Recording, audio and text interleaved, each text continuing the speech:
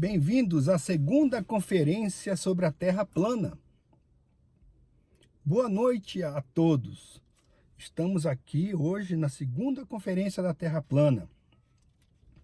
O nosso objetivo é demonstrar que a Terra não é um globo.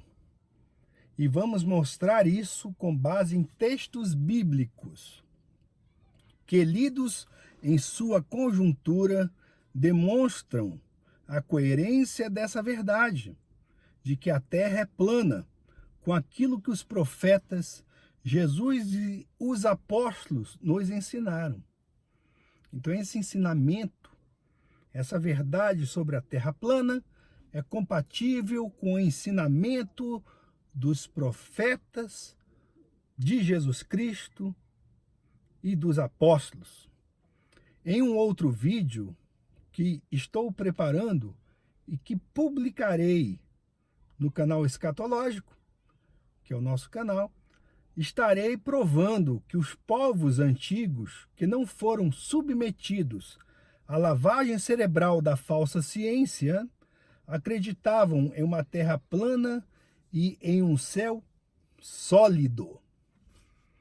A palavra fala: a terra e tudo o que nele há são do Senhor. O mundo e todos os seus habitantes lhe pertencem, pois sobre os mares ele edificou os alicerces da terra, e sobre as profundezas do oceano a estabeleceu. Salmos 24:1.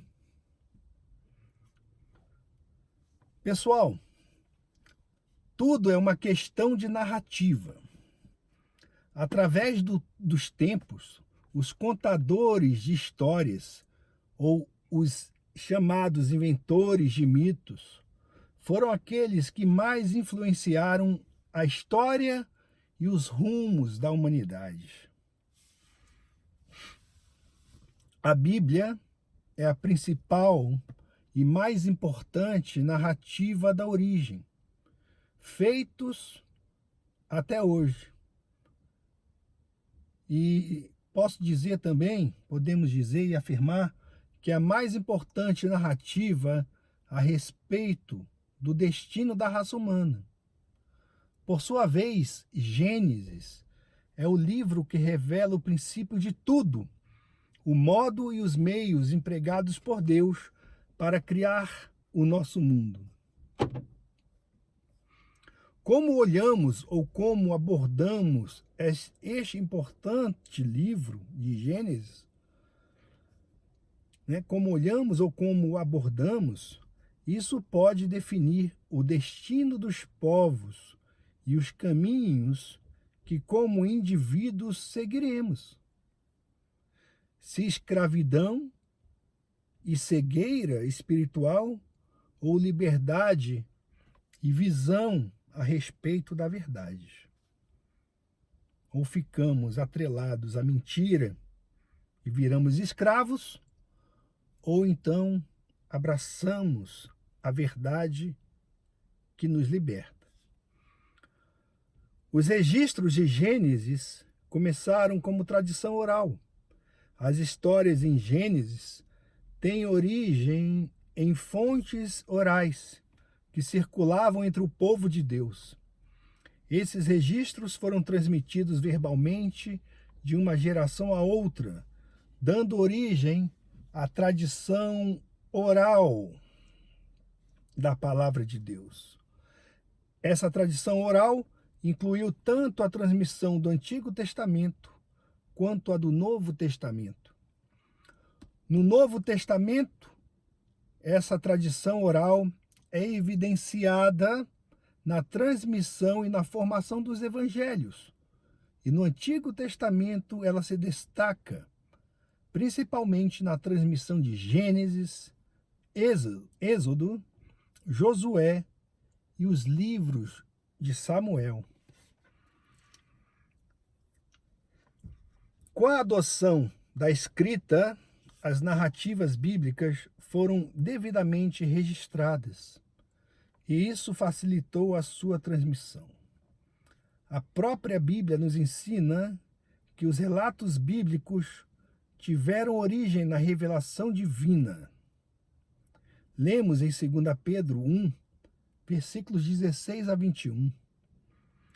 Porque não seguimos astuciosamente fábulas imaginárias ao vos anunciar o poder e a vinda de nosso Senhor Jesus Cristo, porém fomos testemunhas oculares de sua majestade. Porquanto ele recebeu de Deus, o Pai, honra e glória, quando lhe veio uma voz da magnífica glória: Este é o meu Filho amado, em quem me comprazo. E ouvimos esta voz que veio do céu quando estávamos nós com ele no Monte Santo. E temos também uma palavra de profecia mais segura, a qual bem fazeis em estar atentos, como a uma luz que ilumina em um lugar escuro, até que o dia amanheça e a estrela da manhã surja em vossos corações. Sabendo isto, primeiramente, que nenhuma profecia da Escritura é de particular interpretação, porque a profecia não veio no tempo antigo por vontade de homem algum, mas os homens santos de Deus falaram à medida que eram movidos pelo Espírito Santo. Em uma primeira transmissão, tais relatos foram disseminados pelas gerações do povo de Deus, a partir do chamado de Abraão. Podemos afirmar que as fontes de Gênesis foram, portanto, registros orais, registros escritos e pesquisa do seu escritor, Moisés. Alguns sugerem que Moisés conhecia as antigas histórias, porque Deus as revelou a ele de forma sobrenatural. Embora tal possibilidade seja possível, e acredito nisto no que toca a alguns registros de Gênesis, embora acredite que Moisés utilizou os relatos que foram transmitidos por meio de registros orais escritos, e isto com a supervisão divina, de modo que Moisés recebeu histórias confiáveis e dignas de inclusão em Gênesis. As pessoas geralmente supõem que a Bíblia seja o produto de ditado divino. No entanto, é mais exato ver a composição da Escritura como envolvendo meios sobrenaturais e naturais, tendo como resultado os manuscritos bíblicos originais da Bíblia, totalmente confiáveis. Tendo como resultado os manuscritos bíblicos originais da Bíblia, totalmente confiáveis, que procediam simultaneamente da inspiração divina e de abordagens humanas à escrita. Esse modelo é apoiado, por exemplo, por Lucas 1, 1 a 14, onde o evangelista afirma ter feito muita pesquisa antes de escrever o seu evangelho. Outro exemplo desse método é encontrado em Números 21, 14, onde se menciona uma citação do agora perdido Livro das Guerras do Senhor. Por esses exemplos, vemos que os escritores da Bíblia eram livres para extrair dados históricos confiáveis de fontes não bíblicas. Vemos que as gerações que transmitiram os relatos bíblicos tinham empenho na preservação das narrativas. Essas narrativas, principalmente o livro de Gênesis, são, desse modo, dignas da mais alta confiança. Então, a palavra de Deus, no que diz respeito principalmente às origens, é digna da mais alta confiança. Essa narrativa de Gênesis, o livro dos começos, há muitos começos em Gênesis, né? Então ali conta o começo, o início da saga humana e as nossas origens. E isso tudo é a base, o fundamento de toda a história humana. o fundamento de toda a nossa existência e propósito. Tudo isso é uma questão de narrativa. Alguém já disse que existem e já existiram religiões sem teologia, mas nunca existiu uma religião sem uma narrativa. Então eu pergunto, qual é a narrativa de Gênesis e dos textos bíblicos a respeito da cosmogonia e da cosmologia? Podemos dizer assim, que dão sentido e propósito e também coerência à fé cristã. É a narrativa literal. A única narrativa que dá coerência a toda a Bíblia. Porque se lermos a Bíblia com as categorias dessa falsa ciência dentro de nossas cabeças, a Bíblia vai parecer mesmo um mundo de Tolkien. Vai parecer algum outro mundo de C.S. Lewis. Uma narrativa de Walt Disney. Vai parecer mera fantasia, pessoal.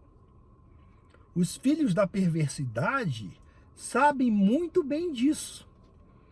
Tanto que vem tentando mudar a narrativa bíblica, que é sólida e muito antiga, por uma outra sem fundamento, e tentam modificar a verdade sobre as nossas origens, por uma grande mentira. Por saberem disso, os filhos da perversidade sempre tentaram gerar sua própria religião, com base em narrativas distorcidas da realidade, inclusive distorcendo a narrativa bíblica sobre as origens. Eles são espertos, não são nem um pouquinho burros. Eles são versados nisso. O heliocentrismo, a teoria do Big Bang, o Big Bang,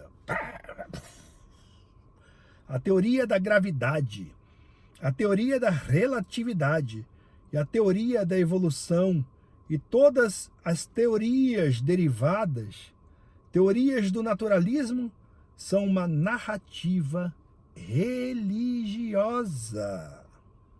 Não tem nada de ciência. Se você hoje entrar em uma livraria, você pode encontrar livros infantis que ensinam a falsa ciência com frases como essa. Eu tenho um livro infantil que começa assim. Eu não vou mostrar aqui, pessoal, porque eu não estou em casa. Estou fazendo aqui essa conferência, participando aqui dentro do carro.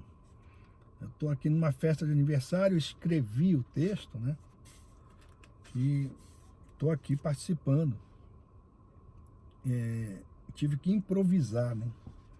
Improvisar, porque isso aqui é muito importante. Né? É importante nós estarmos nessa luta, é uma guerra ideológica. Então, eu tenho um livro lá, infantil, que era para ter trazido, mas não trouxe o livro para mostrar. Mas eles começam o livro dizendo assim, esse livro infantil: o Big Bang é o evento mais antigo do universo. Vejam só o que esses caras estão ensinando para crianças. Esse livro eu comprei na livraria, na seção infantil.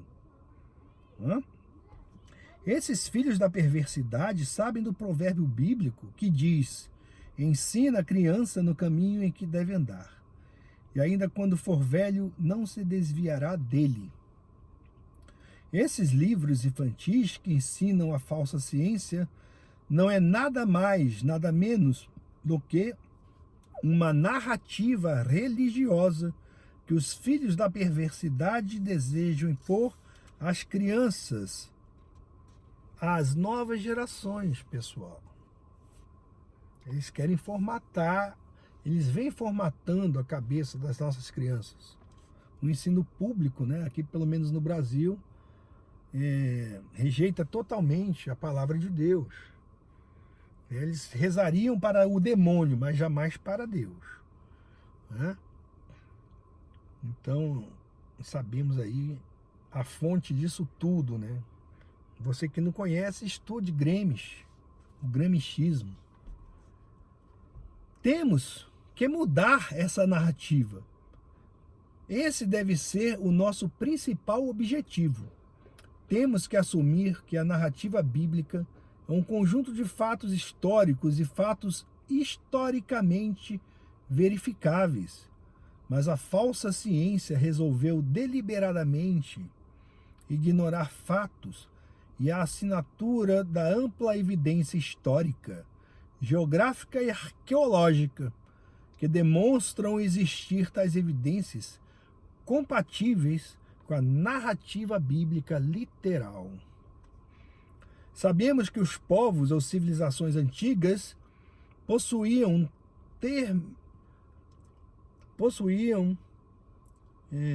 tecnologia, que eu escrevi aqui, saiu meio estranho. Sabemos que os povos ou civilizações antigas possuíam tecnologia que hoje não podemos reproduzir. Existiam durante os tempos pré-diluvianos gigantes que construíram coisas que hoje não podem ser movidas pelos guindastes modernos. Mas a ciência atual não enfrenta essas questões. Para a chamada ciência moderna, os antigos eram estúpidos e os verdadeiros sábios e gênios apenas existem na atual geração. Então eles são sábios aos seus próprios olhos. Como diz a palavra, se achando sábios, se tornaram loucos. Loucos. Há um vídeo no meu canal escatológico que eu gostaria de recomendar. Ele se chama O Conhecimento Antigo e mostra um livro com o título O Enigma do Homem Antigo, de Don Tillich. Esse livro mostra a existência de máquinas e artefatos criados pelo homem antigo. É um vídeo muito interessante, pessoal. Eu recomendo, mais uma vez, assista lá no canal Escatológico. Foi um vídeo que eu coloquei legenda e tal. E realmente você vai ver lá como a ciência, essa falsa ciência de hoje, ignora esses fatos. Ela ignora deliberadamente o enigma do homem antigo. A ciência moderna, que na verdade é uma religião de mau gosto, nega tais questões, porque elas comprovam a narrativa bíblica dos nossos antepassados e do verdadeiro passado da Terra. Mas essa falsa ciência não enfrenta tais questões, pois seriam obrigados a mudar a narrativa a eles imposta. Eles seriam obrigados a mudar essa narrativa que foi imposta a eles, e narrativa que eles permanecem transmitindo às outras gerações, né? E eles teriam que reconhecer a falência do sistema educacional, ou então descobririam, se enfrentassem tais questões, a eficiência da narrativa bíblica e teriam que concordar com ela. O que estamos tentando fazer é mudar a narrativa, trazê-la para o caminho correto. Muitos já tentaram, mas com a perspectiva errada, como Erich von Däniken, que escreveu aquele livro. Eram os deuses astronautas? Se ele tivesse atido a Bíblia, né, ele não teria falado essa besteira, né? Deuses astronautas, ETs que vieram do espaço, né? Mas aí ele parte de uma premissa e chega a uma premissa errada e chega a uma conclusão errada. Embora no meio do caminho mostre algumas coisas interessantes, né? que são compatíveis com a narrativa bíblica, de que os povos antigos não eram burros e nem estúpidos. A nossa perspectiva deve ser a perspectiva bíblica, a partir da sua leitura literal, pois ela é a revelação de Deus e o registro correto da verdadeira narrativa embasada por testemunhos verídicos e confiáveis. A concepção atual da ciência moderna sobre o local onde vivemos é uma ideia baseada na imaginação, o que na verdade não passa de fantasia. O mais interessante é que existem líderes cristãos que adotaram essa fantasia como sendo uma narrativa verídica que em sua substância é totalmente incompatível e inconciliável com a palavra de Deus. A solução para tentar conciliar a palavra de Deus com a falsa narrativa das origens e a falsa concepção do formato da Terra e de um universo ilimitado é: o que eles fazem? Primeiro, eles rejeitam a narrativa bíblica literal. Segundo, eles afirmam a ignorância dos povos antigos a respeito das conclusões da falsa ciência. C, ou 3. Afirmam também que todos os textos bíblicos que demonstram a realidade de uma terra plana e imóvel e um universo geocêntrico não passa de poesia. O mais engraçado é que afirmamos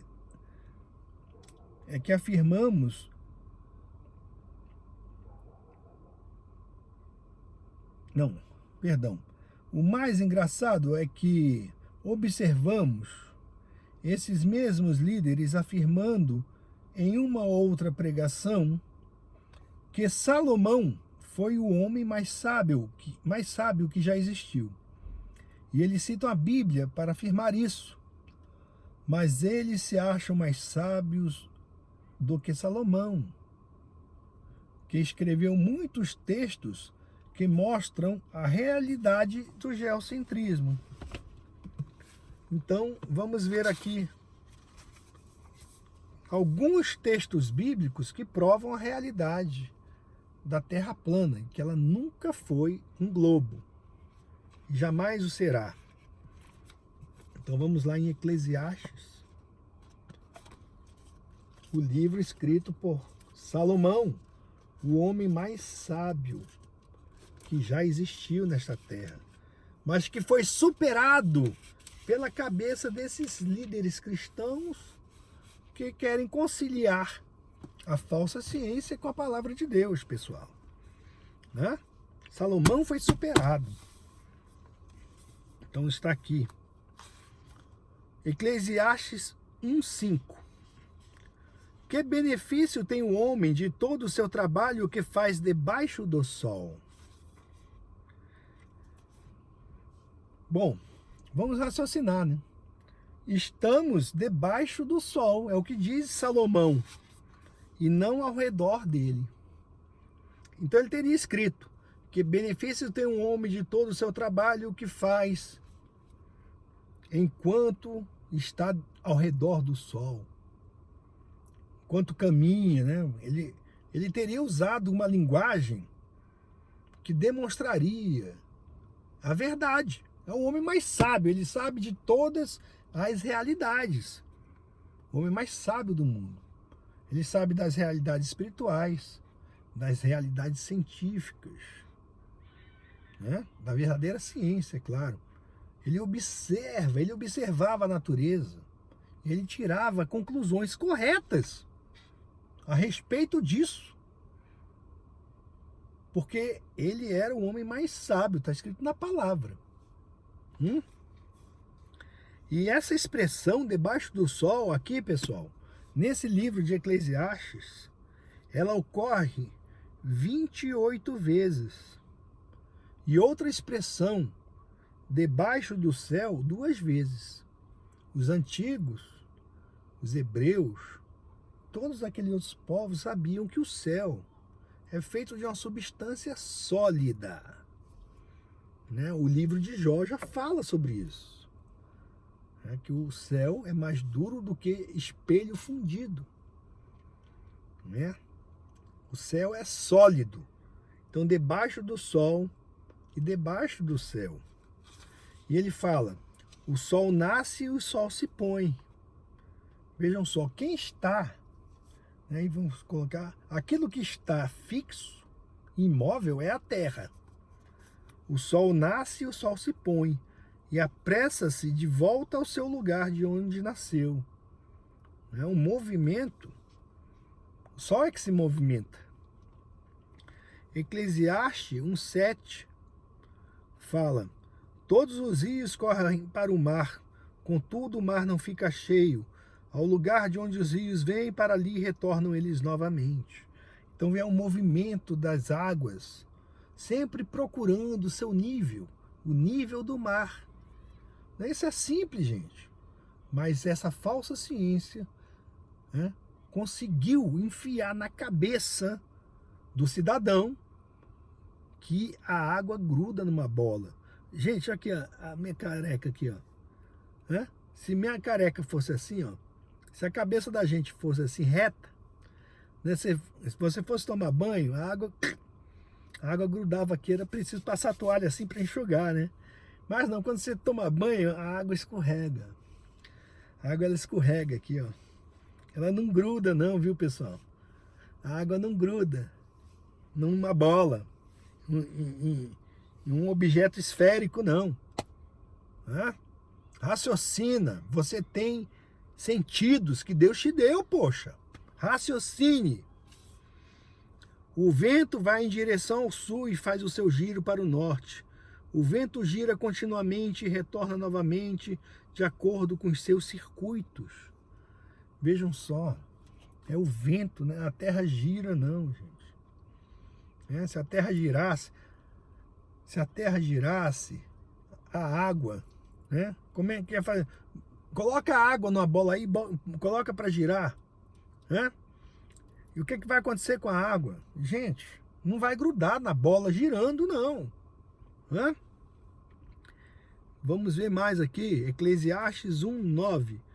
O que aconteceu, isso é o que há de ser. O que está feito é o que deverá ser feito. E não há coisa nova debaixo do sol. E dediquei o meu coração a buscar e a procurar pela sabedoria no que diz respeito a todas as coisas. Vejam só. A todas as coisas. Todas as coisas que você imaginar, Salomão conhecia. Está aqui. Ele dedicou o coração dele a buscar e a procurar pela sabedoria no que diz respeito a todas as coisas que são realizadas debaixo do céu. Debaixo do céu. Esta enfadonha ocupação Deus deu aos filhos do homem para que nela se exercitem. Né? Então há algo enfadonho, principalmente para nós que tentamos mostrar a verdade, entendeu? Para pessoas que tiveram a sua mente formatada. É como tirar alguém da escuridão, né? Aquela escuridão é terrível, gente, é uma luta. Né? Tenho visto todas as obras que se fazem debaixo do sol. Então ele usa essa expressão diversas vezes, né? Diversas vezes. Vamos ver outros textos aqui. Aqui, vejam só. Essa referência que nós temos, né? Deus, ele está no céu, acima de nós. Nós estamos aqui na terra. Não te precipites com a tua boca, nem o teu coração se apresse a pronunciar qualquer coisa diante de Deus. Porque Deus está no céu. O céu é um local, é um lugar. O céu é físico. O céu é sólido. Deus está no céu. E tu estás sobre a terra. Tu estás sobre a terra, uma terra plana. Viu, cidadão? Viu? Pó, homem pó, tu estás sobre a terra. Outros textos bíblicos, né? Temos também Aqui Eclesiastes 12:2. Vejam só, enquanto o sol, ou a luz, ou a lua, ou as estrelas ainda não estão escuras, e antes que tornem a vir as nuvens após a chuva. Enquanto o sol, a luz, vejam só o sol. Aqui fala do sol, fala da luz e fala da lua. Existe uma luz, né? Deus criou a luz. A luz. Então, o sol, que é o sol, que é esse luminar que ilumina a Terra localmente, tem a sua própria luz. Existe a luz, que é essa que nos parece, né, que não é a luz do sol, e a lua, ou as estrelas ainda não estão escuras. Então o sol, a lua e as estrelas têm a sua própria luz. Aquela história de que a lua reflete a luz do sol, isso é bobagem heliocêntrica, tá? Outros textos bíblicos, inclusive textos que foram escritos por Salomão, fazem referência a uma terra plana e imóvel.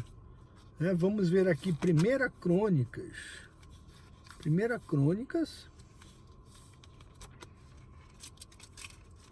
Crônicas 16:30. Vamos lá. 1 Crônicas 16:30. Há também aquela passagem do livro de Josué, né? Quando ele diz para o sol e a lua pararem, né? Então, é claro que ele sabia que são esses astros que giram acima de nós, e nós estamos imóveis. Senão ele teria dito: terra, pare terra. A terra já está imóvel. E não foi isso que ele falou. Pesquisa lá na palavra de Deus, tá? Tá aqui: temei diante dele, diante de Deus, né? Toda a terra, o mundo se acha firmado, de modo que não será movido. Salmo 93:1.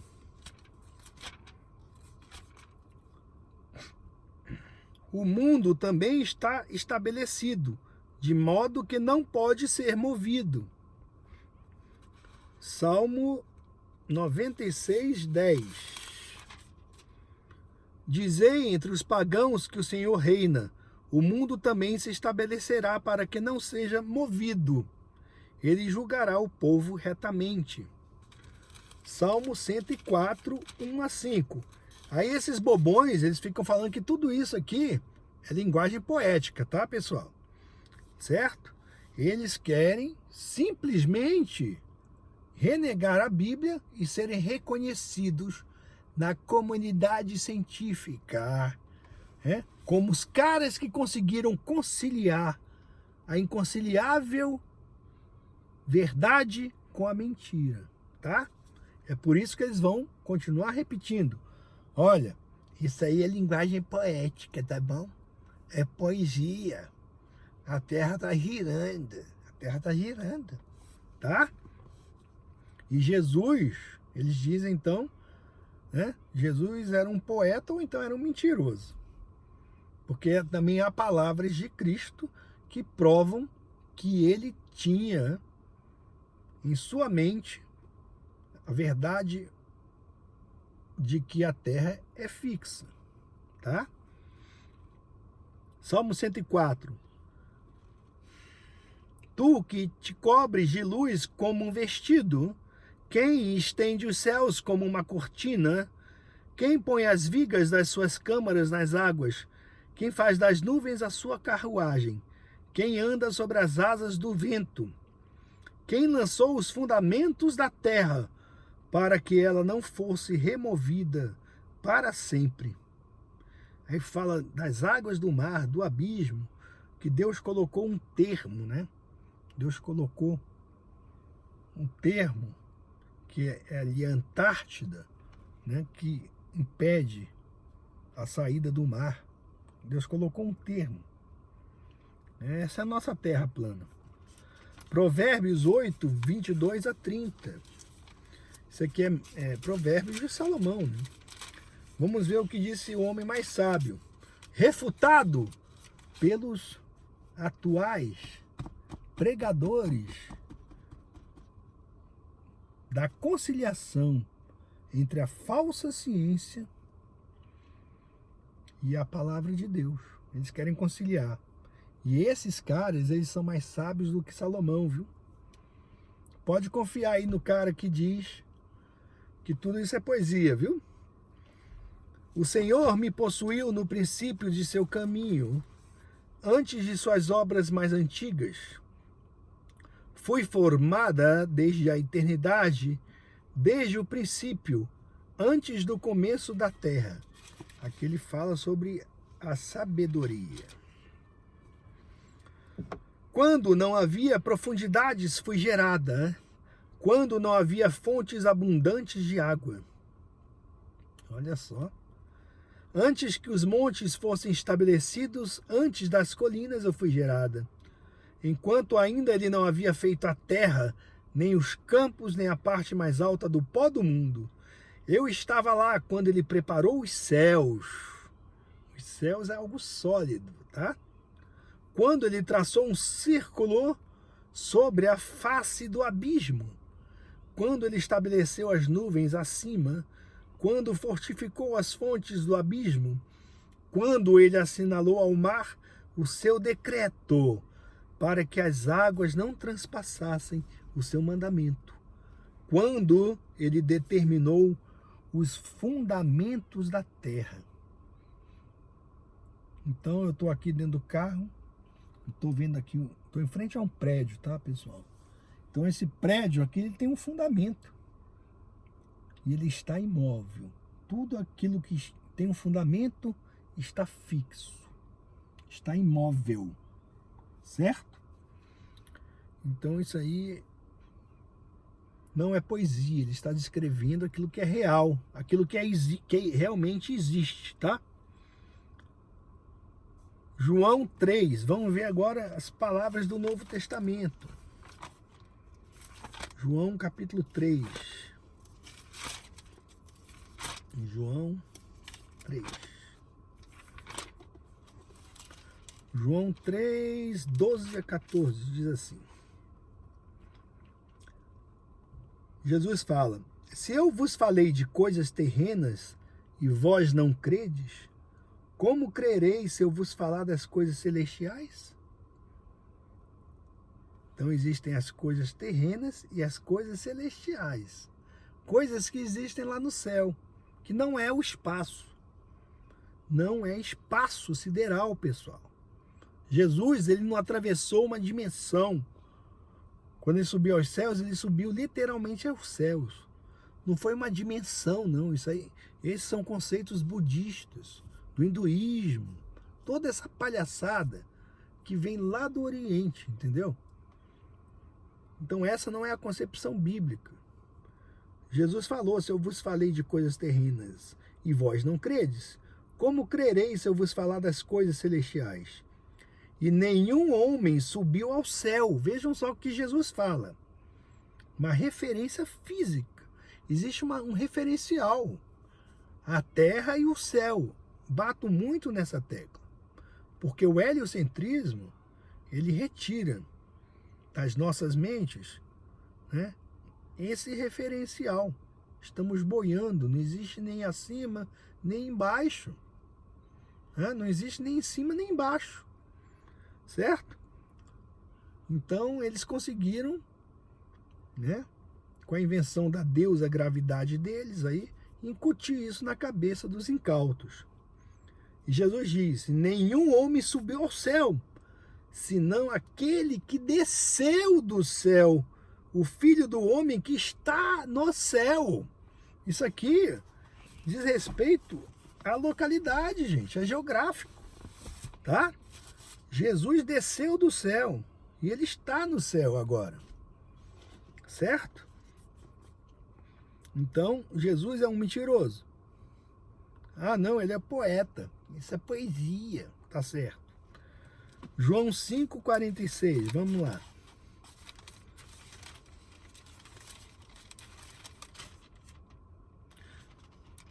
Aqui. Não, tem também João 3. Aqui são as palavras de João Batista. Em João 3, 27, ele fala assim: João respondeu e disse: o homem não pode receber coisa alguma se não lhe for dada do céu. Do céu, lá de cima.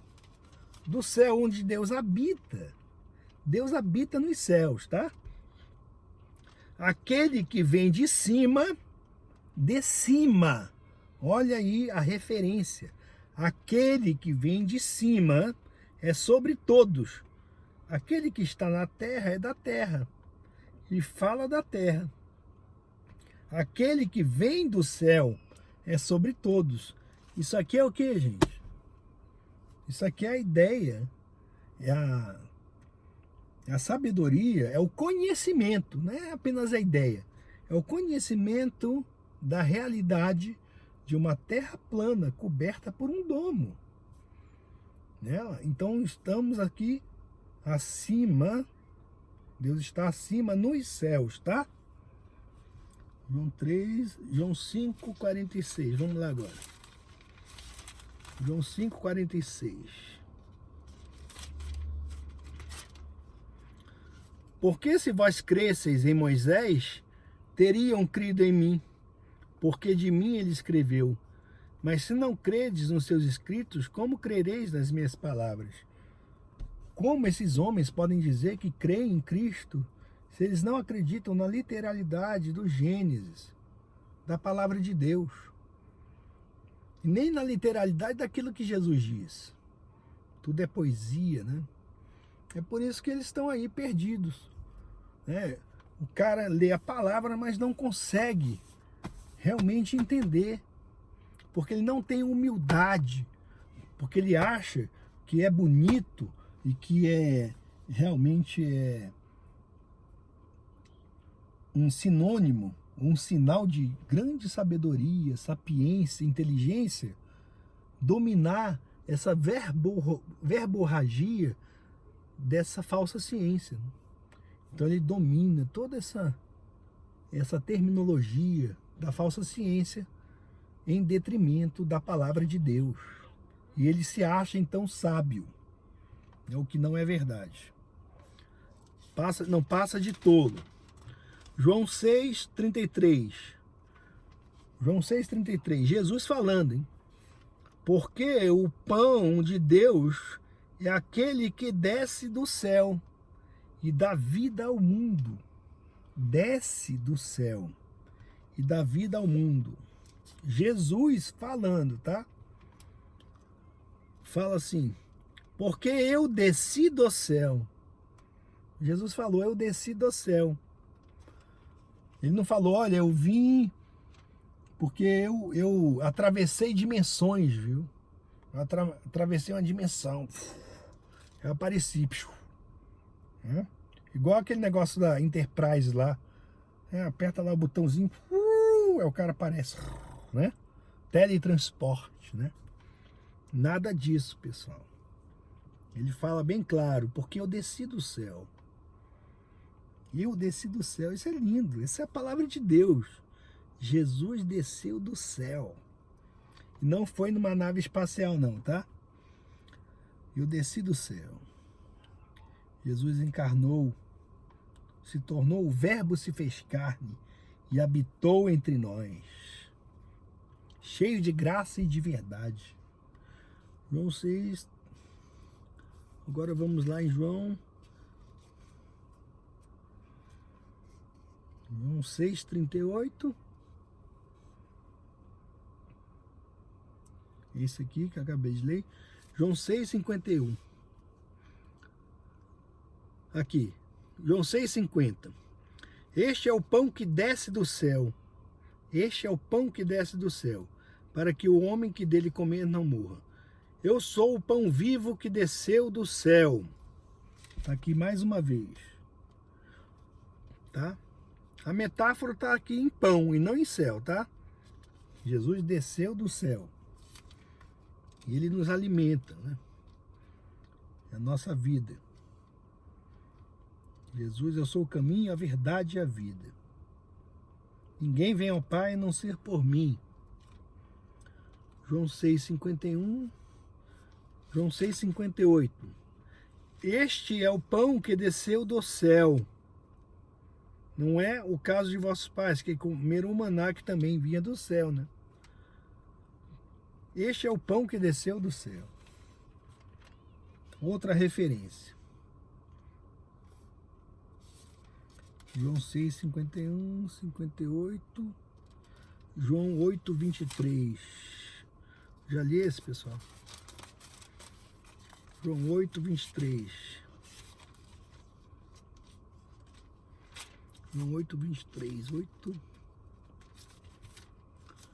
Vós, olha só o que Jesus diz aqui. Vós sois de baixo, eu sou de cima. Vós sois deste mundo, eu não sou deste mundo. O mundo aqui, terra plana, né? E existe o céu. O domo é físico, faz parte do nosso mundo material. O céu é sólido. O céu é sólido. Ele cobre a terra, tá? Terra plana. Então Jesus disse: vós sois de baixo, eu sou de cima. Vós sois deste mundo, eu não sou deste mundo. Né? E João 8, 23 já foi lido? É tanta coisa, gente. É esse aqui mesmo, João 8, 23. João 3, 12 a 14 também foi lido.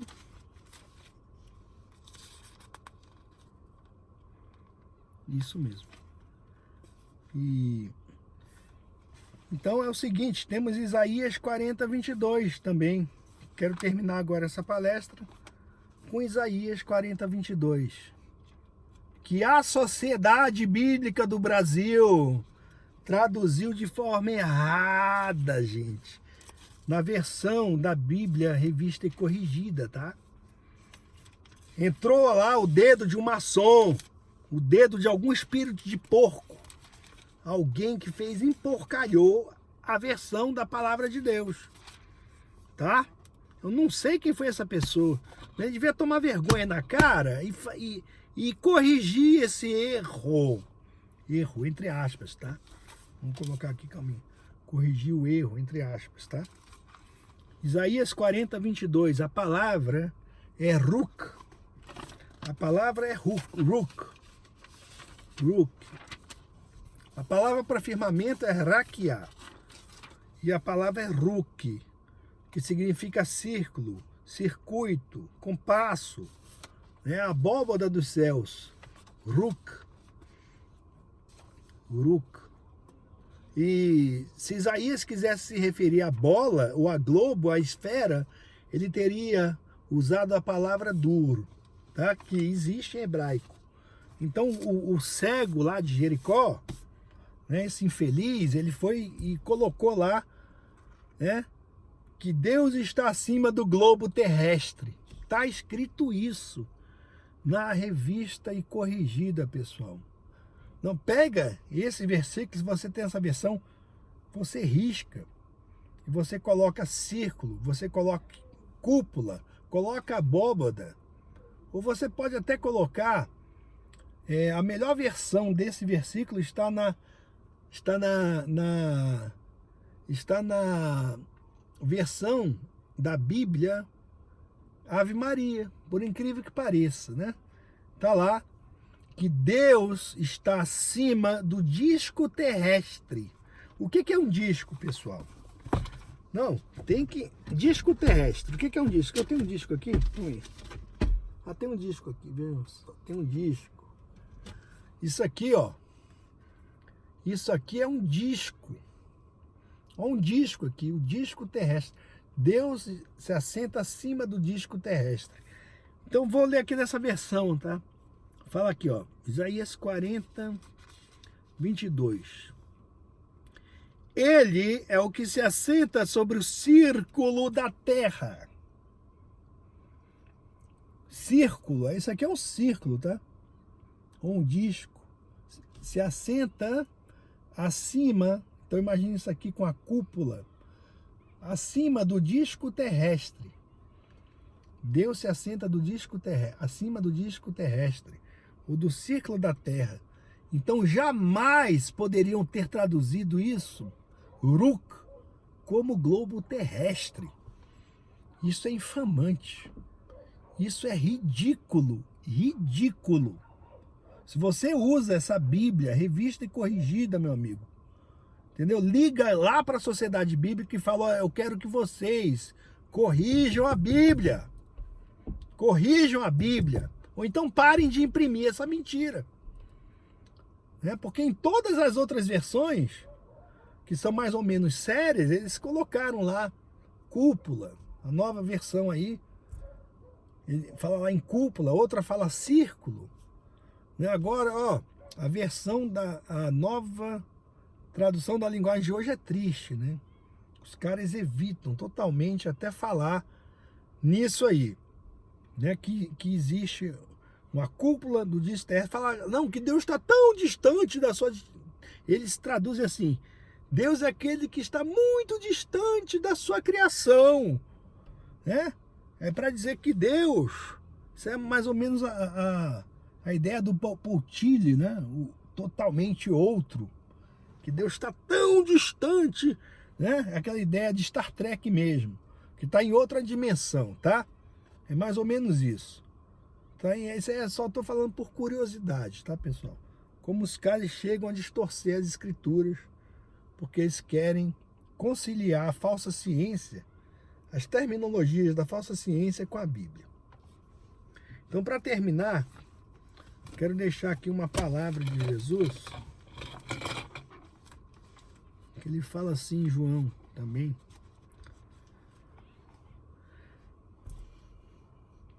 Uma advertência, né? Fala para aqueles líderes religiosos, né? Eu quero falar para esses líderes religiosos que desejam conciliar essa concepção heliocêntrica com a palavra de Deus, tá? Vocês estão rejeitando a palavra de Deus. Não importa o que vocês pensam, não. Vocês estão rejeitando a Bíblia. E Jesus disse para aqueles caras, né? Se Deus fosse o vosso Pai, vós me amarias. Também você dá crédito àquilo que Cristo diz, é amá-lo, né? As concepções de Cristo sobre a nossa realidade é amá-lo. Pois eu procedo e vim de Deus. Não vim de mim mesmo, mas ele me enviou lá do céu, viu? Por que não entendeis a minha linguagem? Por que vocês insistem em não entender a linguagem de Cristo? Por que insistem em dizer que as coisas são símbolo? Que tudo é alegoria, é poesia, hein? Por quê? Por que não entendeis a minha linguagem? Por não poderdes ouvir a minha palavra. Vós sois de vosso pai, o diabo, e quereis satisfazer os desejos de vosso pai. Ele foi homicida desde o princípio, e não permaneceu na verdade, porque não há verdade nele. Quando ele fala mentira, fala do que lhe é próprio. Essa falsa ciência, o heliocentrismo, é mentira. É mentira de Satã. Para dizer que nós, seres humanos, não somos nada. Viemos da bactéria, né? Então, conciliar o heliocentrismo com a palavra de Deus, se você quer fazer isso, você tem que se tornar um evolucionista, meu amigo. Certo? Tem mesmo que acreditar em gravidade, que a água fica numa bola por causa de uma força que é mais poderosa do que Deus. Deus não criou gravidade nenhuma. Isso é uma bobagem, tá? O próprio Hawking falou assim: nós não precisamos de Deus. Ele disse assim: se existe uma força como a gravidade, nós não precisamos de Deus. Falou isso com aquela voz robotizada lá, né? Então, é isso, né? Então o diabo, ele fala aqui: vós sois de vosso pai o diabo. E que o diabo não permaneceu na verdade, porque não há verdade nele. Quando ele fala mentira, fala do que lhe é próprio, porque é um mentiroso e pai dela. E porque eu vos digo a verdade, não acreditais em mim. Quem é de Deus, escuta as palavras de Deus. Por isso vós não as escutais, porque não sois de Deus. Então, aquele que deseja escutar a palavra de Deus e conhecer a linguagem de Cristo, vai aceitar e vai entender que toda essa palhaçada heliocêntrica é mentira que provém do diabo. E a verdade de Deus é firme e bem fundamentada, como a própria terra que ele criou, que não pode ser movida. Então, não sejamos movidos da nossa verdade, da verdade de Deus, pelas mentiras do heliocentrismo, da falsa ciência. Estejamos bem fundamentados, não sejamos movidos, estejamos firmes como a terra plana que Deus criou, para nela nós habitarmos, porque Ele nos ama. Fica a dica.